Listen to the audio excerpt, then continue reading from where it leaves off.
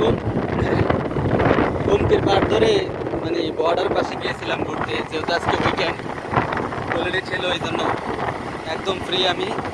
আর আমি বেসিক্যালি প্রত্যেক দিনই অফিস যাওয়ার টাইম আর আসার টাইমে প্রত্যেক দিন ভিডিও করি।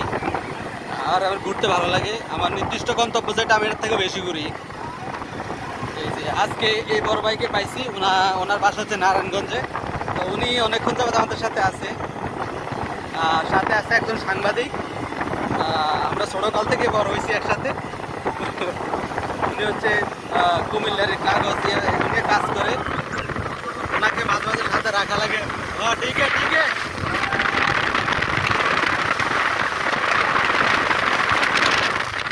শান্ত না, তো ঘুরতেছি অনেকক্ষণ যাবতই, ভালোই লাগতেছে। আর গুমতির পার হচ্ছে, গুমতির পার আসলে দেখতে অনেক ভালোই লাগে, একদম সব কিছু ফাঁকা।